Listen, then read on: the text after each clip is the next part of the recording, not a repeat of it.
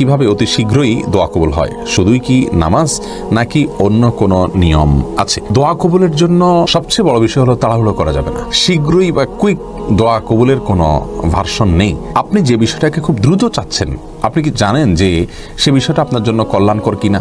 আপনি নিশ্চিত না, আমরা কেউ নিশ্চিত নই। আমরা মনে করি যে এই জিনিসটা আমার এখনই পাওয়া দরকার, পেলেই আমার ভালো হবে, অথচ হতে পারে সেটি পেলে আমার অকল্যাণ হবে। দোয়া কবুলের যে শর্তগুলো আছে, হালাল বক্ষণ, আল্লাহর প্রতি কায় মনোবাক্যে দোয়া করা, আন্তরিকতার সাথে দোয়া করা, বিনয়ের সাথে দোয়া করা, কেঁদে কেঁদে দোয়া করা, নবীর প্রতি দুরূদ পাঠ করা দোয়ার মধ্যে, এই সব শর্তগুলো পূরণ করে আপনি দোয়া করবেন, ইনশাআল্লাহ আল্লাহ তাআলা দোয়া বিফলে দিবেন না। হ্যাঁ, দোয়া কবুলের নিশ্চয়তার জন্য আপনি দোয়া কবুলের জায়গাগুলো, দোয়া কবুলের সময়গুলোকে আপনি প্রায়োরিটি দিবেন। দোয়া কবুলের স্থান, কাল ও সময়, 33টি স্থান, কাল, সময়, এগুলো নিয়ে আমরা আলোকপাত করেছি বিভিন্ন হাদিসের আলোকে। সেখান থেকে আপনি দেখে নিতে পারেন যে সময়গুলো দোয়া কবুল হয় সেগুলো দোয়া বেশি করে করবেন। শবে বরাত পালন করা কি বিদআত?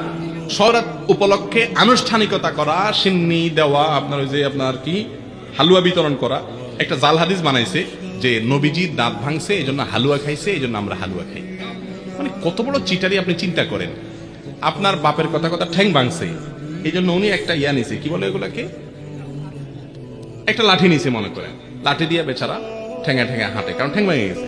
এখন আপনি বাপের ছেলে বলতেছেন, উফ, আমার বাপের শত্রুর সাথে লড়াই করতে গিয়া ঠ্যাং ভেঙে ফেলছে, অতএব বাপের প্রতি আমি ভালোবাসা প্রকাশ করতে গিয়ে আমার ভালা ঠ্যাঙে আমি একটা লাঠি নিয়ে খোঁড়াইতেছি। বাপে ওই লাঠিটা নিয়ে মাথা দিয়ে মারবে কি পারবে না, যে বেয়াদব তুই তো আমার ভেঙাইতেছিস।